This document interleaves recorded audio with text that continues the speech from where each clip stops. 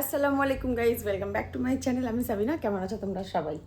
I hope যে সবাই ভালো আছো, সুস্থ আছো। আলহামদুলিল্লাহ আমরা সবাই ভালো আছি, সুস্থ আছি। আর কালকে বর পানিতে ভিজে সারা রাতে শুধু মাথা যন্ত্রণা হচ্ছে। এই যে এখনও ঘুম থেকে ওঠেনি। 12টা বাজে, প্রায় 11:30 বেজে গেছে, 12:40-45 মতন বাজে। আর এই যে মাথা প্রচুর ব্যথা করছে, শুধু বলছে মাথা ব্যথা করছে।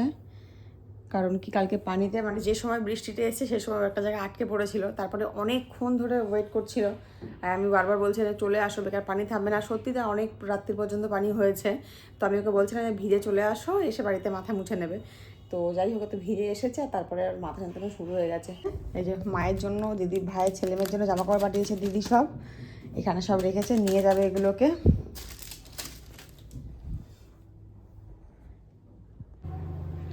কালকে বৃষ্টি হওয়ার কারণে আজকে কিন্তু সকাল থেকে কড়া রোদ বেরিয়েছিল, তারপরেও কিন্তু পুরো মেঘলা মেঘলা শুরু করেছে। আর আমি ওয়াশিং মেশিন জামা কাপড় কেটেছি, আর এখন যাচ্ছি ছাদে। আর কালকে সন্ধ্যাবেলা তো ঠিক করেছিলাম যে বেরাবো, মানে মার্কেটিংয়ে যাবো, তো প্রচণ্ড জোরে পানি এসে গেছে, যাওয়া হয়নি। তো এখন ভাবছি যে কাজবাজ সেরে নিয়ে, কাজবাজ সারা মানে জামা কাপড়গুলো কাঁচা কমপ্লিট প্রায় হয়ে এসছে, দেখো ড্রাই হচ্ছে। ড্রাইটা হয়ে গেলেই কাপড়গুলো নেবো, এই যে ভর্তি করে রেখেছি, এগুলো নিয়ে ছাদে মেলে দিয়ে আমি আর মনা, এই যে আমি আর মনা দুজন মিলে আজকে যাব মার্কেটিংয়ে। সবার আগে যাবো ব্যাংকে, তারপরে যাব ইয়েতে বাজার কলকাতা। চ মনে চ হয়ে চ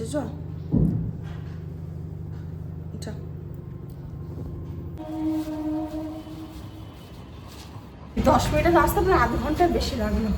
তো আমরা চলে এসেছি ব্যাংকে, ব্যাংকের কাজ করে নিই চট করে, তারপরে বেরাবো, আমরা মার্কেটিংয়ে যাবো। চলে আয়।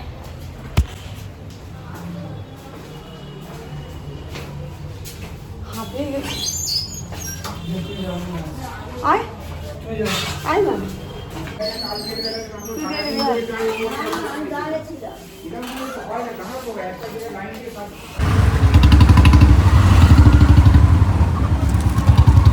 শুধু অটোর লাইনে,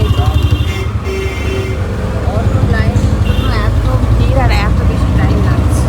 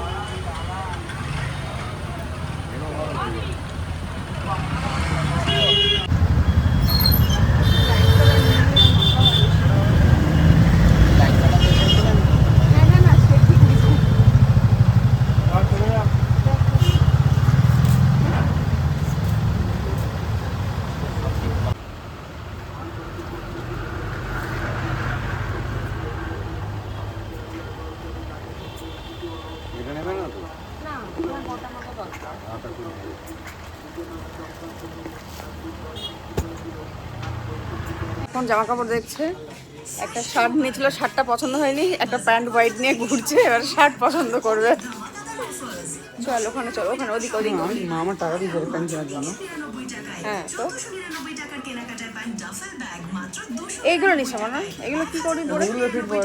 আচ্ছা ঠিক আছে, চল ওদিকে, চল আর শার্টটা দেখে না তারপরে। কোন জিন্স? 1 ঘন্টা হয়ে গেছে, একটা জিন্স পছন্দ হচ্ছে না, এবারে মার খাই যাবে, তাড়াতাড়ি কর। মামার জন্য ওই এটা নেবো, ওই ওই ইয়েলো কালারের ওইটা।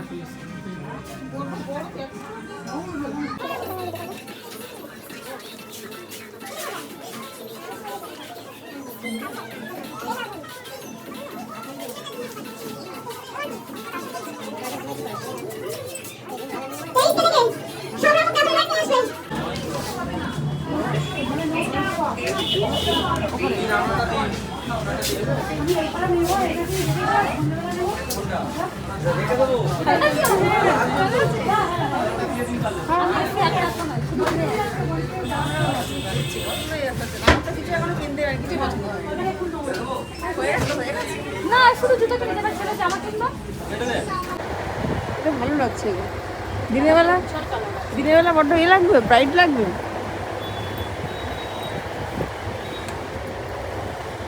দিনের বেলা ব্রাইট লাগবে একটু, বলো। কনফিউজ রকম করো না, ধরো ফোনটা, আমি একটু গায়ে ফেলে দেখি ফোনটা।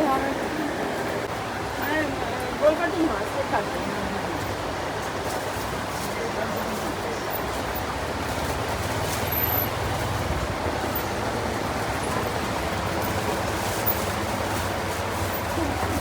আপনি পুরো আয়নায় দেখুন না, বানাটা একটু গায়ে ভালো লাগবে।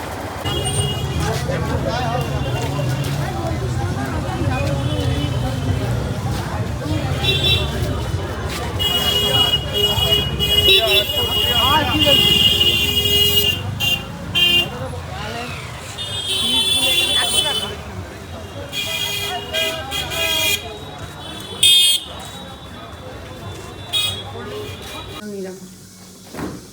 সকালে ডাবের পানিটা থেকে এতটা পানি বেরিয়েছে যে কি বলবো, পুরো একটা গামলা, স্টিলের যে গামলা, সে গামলা পুরো ভর্তি হয়ে গেছে। তোমাদের আমি এক গ্লাস রেখে দিয়েছিলাম। আমরা এই জাস্ট বাড়ি ফিরেছি, তারা হুড়ো করে পুরো ইফতারের টাইম হয়ে গেছে।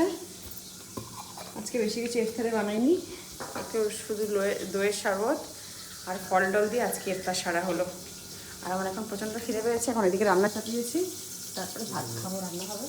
ফিরতে ফিরতে না আজকে অনেকটা বেশি দেরি হয়ে গেছে। আর আজকে সকালে না আমি কিছু সেরকম ভারী কিছু খাইনি। আমি ভেবেছিলাম যে 2-2:30-এর মধ্যে হয়তো আমাদের শপিং কমপ্লিট হয়ে যাবে, ফিরে আসতে পারবো। মানে এতটা দেরি হয়ে যাবে সত্যিই বুঝতে পারিনি। প্রায় 5টা 15 মতন হয়ে গেছে তখন বাড়িতে ঢুকেছি। আর এসে তাড়াহুড়ো করে একটু ফল টল কেটে বরদেরকে ইফতার দিলাম। মানে দিদির ছেলে আছে আর বর দুজনের রোজা ছিল। আর আমার যে এত খিদে পেয়ে গেছিলো যে তোমাদেরকে কি বলবো, তার জন্য এত বেশি টায়ার্ডনেস লাগছিল। তারপরে বর বললো যে একটু কিছু বানাও যেটা এখন খাওয়ার মতো। তাড়াহুড়ো করে আমি না এখানে একটু লুচি বানাচ্ছি যাতে একটু এখন ওরা খেতে পারে। কারণ কি বুঝতেই পারছো, ফল টল সেরকম কিছু মানে জোগাড় করতে পারিনি, তার কারণ ওই যে লেটে আসার জন্য।